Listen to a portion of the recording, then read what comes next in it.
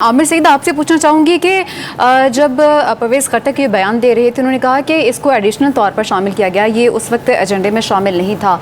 और जब ये वो बयान दे रहे थे तो हमने ये सुना कि बानी पीटीआई उस वक्त मुस्कुराते रहे हैं। क्या वजह हो सकती है इसकी?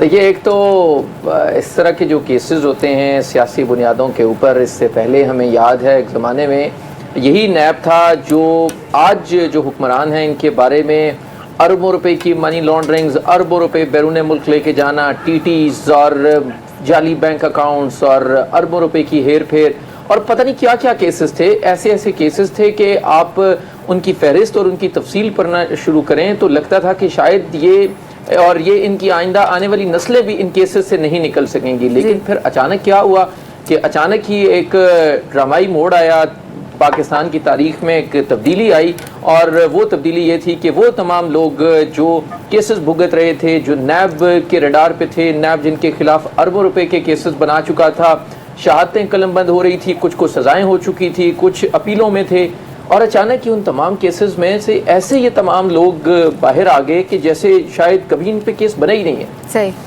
तो यहाँ पर भी अब ये जो केसेस हैं, मादरत के साथ अनवर साहब कह रहे हैं कि ये बहुत संगीन केस है। मुझे याद है इससे पहले साइफर केस होता था तो बहुत से लोग कहते थे कि इससे ज़्यादा संगीन केस तो है कोई नहीं।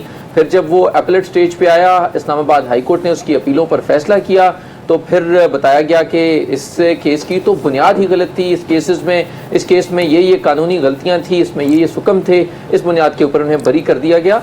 लिहाजा ये वो तमाम केसेस हैं। देखें, ये केसेस जब बनते हैं तो एक बड़ा माहौल बनाया जाता है कि बहुत बड़ा जुर्म हो गया, बहुत संगीन जुर्म हो गया, लेकिन जब ख़त्म करने होते हैं तो बताया जाता है कि नहीं इसकी तो बुनियाद ही गलत थी, ये तो केसेस ही गलत थे, ये तो बनने ही नहीं चाहिए थे।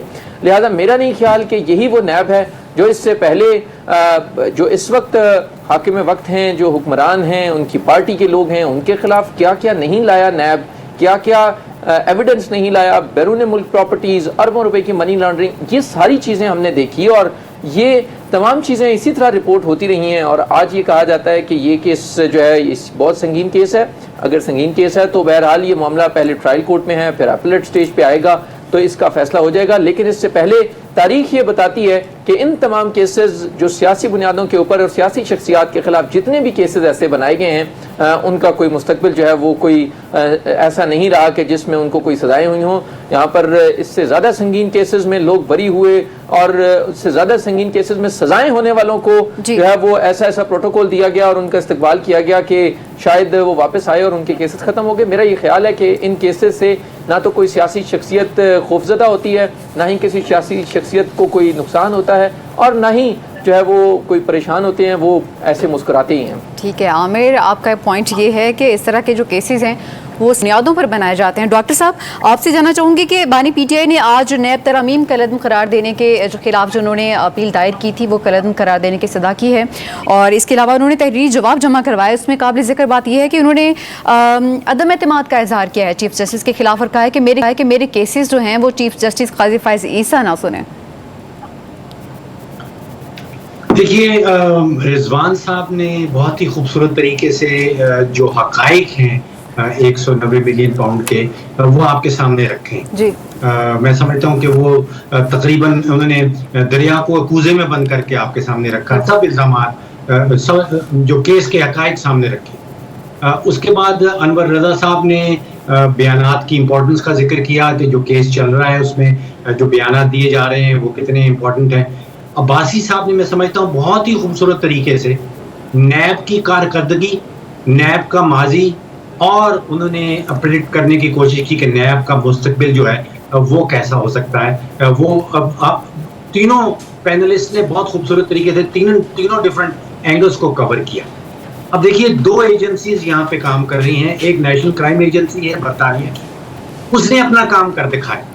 उसने 190 मिलियन पाउंड जो उसने समझा कि ये पाकिस्तानी अवाम का है, पाकिस्तानी रियासत का है, वो उसने आउट ऑफ कोर्ट सेटलमेंट किया और वो पाकिस्तान को वापस भेज दिया।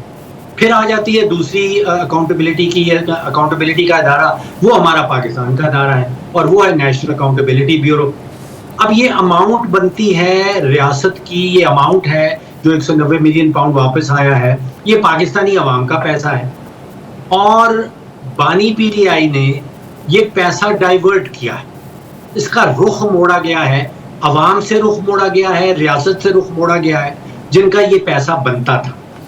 اب میں آپ کو بتاؤں, آپ کو حیرانگی ہوگی کہ نیب کا جو کنوکشن ریٹ ہے کرمنل کیسز میں, وائٹ کالر کرمنل کیسز میں, وہ کوئی 8-9% سے زیادہ نہیں ہے جی. تو ایک تو یہ مستقبل ہے جس کی طرف عبادی صاحب ذکر کر رہے تھے کہ 92% کیس تو نیب سے ثابت ہی نہیں ہو پاتے. اب ڈھونڈنا یہ ہے, اصل سوال جو بنتا ہے کہ نیب اتنی بری طرح فیل کیوں ہوتا ہے. دیکھیے وائٹ کالر کرائم کا مسئلہ ہے, وائٹ کالر کرائم کے کیسز ہیں, بہت کمپلیکیٹڈ کیسز ہوتے ہیں. نیب کے پاس نہ تو وائٹ کالر کرائم کے اسپیشل پروزیکیوٹرز ہیں, نہ نیب کے پاس فورینزک اکاؤنٹنٹس ہیں, نہ نیب کے پاس کوئی فائنینشیل انویسٹیگیشن کے ایکسپرٹس ہیں جی. تو الزام تو لگا دیتا ہے, اور الزام کے ان الزامات کے پیچھے جو حقائق ہیں وہ رضوان رضی صاحب نے آپ کے سامنے رکھ دیے ہیں. لیکن کرمنل کیسز چلانا اور ان کو ثابت کرنا اور بیونڈ اینی ریزنیبل ڈاؤٹ ثابت کرنا, یہ نیب کے پاس نہ تو کیپیسٹی ہے نہ کیپیبلٹی ہے. تو یہ کیس جو ہے اس میں نیب کی کیپیبلٹی اور اس کی کیپیسٹی کے اوپر ڈیپینڈ کرتا ہے کہ یہ الزامات ثابت ہو پائیں گے یا نہیں. اور جو ماضی ہے نیب کا وہ اس طرف اشارہ دیتا ہے کہ شاید وہ اس میں کامیاب نہیں ہو پائے گا.